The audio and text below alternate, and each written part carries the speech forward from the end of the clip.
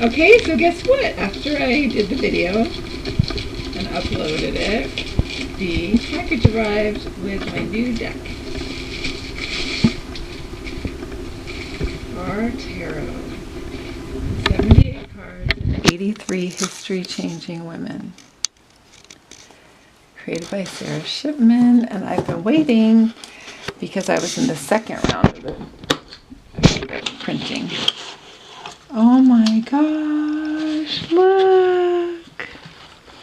78 history-making women have a message for you. Wow, look at this guidebook. Wow. Octavia Butler, that is so awesome. Jane Addams and Ellen Gates Starr. I think together they started the, I'll have to read it. Jane Addams and Ellen Gates Starr, and together they started Hull House, which was one of the first, they were some of the first social workers. Look, what a great book. I can't wait to look at this more closely. Julian of Norwich is the Three of Swords. Wow. Heartbreak, grief, emotional suffering, and prayer. Contemplation, therapy, journaling, working through trauma. Did I see Margaret Cavendish? No. Georgiana Cavendish. Interesting.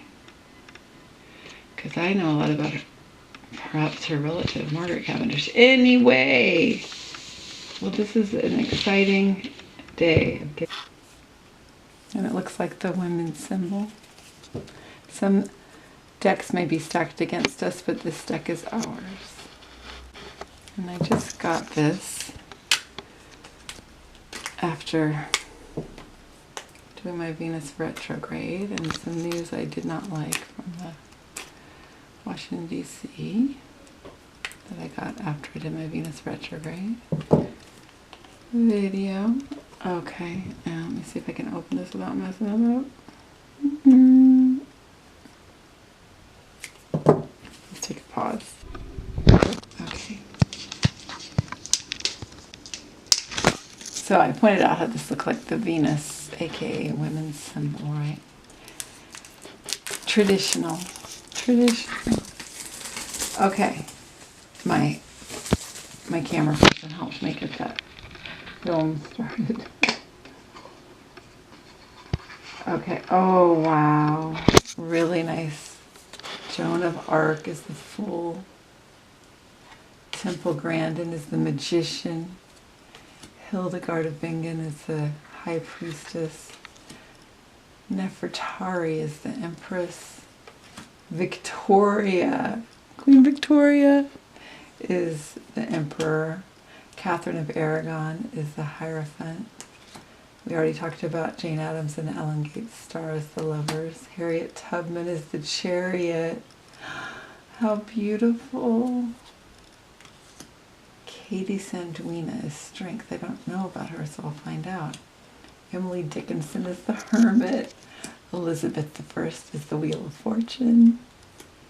Mamie Till-Mobley is Justice. He belonged to her baby. Hypatia is the Hanged Woman. Frida Kahlo is Death. Shirley Chisholm is Temperance. Abigail Williams is the Devil. I don't really know. I'll have to look into that. Anne Boleyn is the Tower. Anne Frank is the Star. Mary Shelley is the Moon. Sister Rosetta Tharpe is the Sun. These are so gorgeous and thoughtful. I'm so excited to work with these. Oh, I'm very, very excited. This is Our Tarot by Sarah Shipman. You can order it from the writer and creator. Really beautiful. Okay. I wanted to especially look at the Six of Swords since I've been really focusing on it lately with the times we're moving through. So the Six of Swords. Lucy Hicks Anderson was born in late 19th century Kentucky.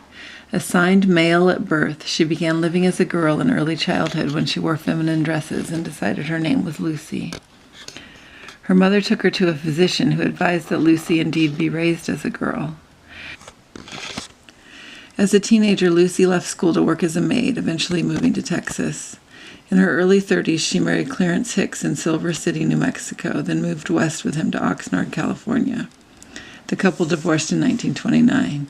In 1944, she married a soldier named Reuben Anderson. At some point soon after the wedding, local authorities were informed that Anderson had been assigned male at birth.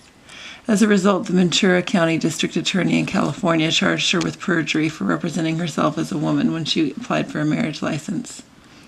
And she said, "I defy any doctor in the world to prove that I am not a woman. I have lived, dressed, and acted just what I am, a woman." Despite this, Lucy was convicted by a jury, and a presiding judge sentenced her to 10 years of probation. Furthermore, in 1946, both Lucy and her husband were prosecuted for fraudulently claiming Army income. As the wife of a U.S. Army soldier, Lucy received allotment checks from Reuben's wages, but the discovery of her birth-assigned gender made void their marriage in the eyes of the law.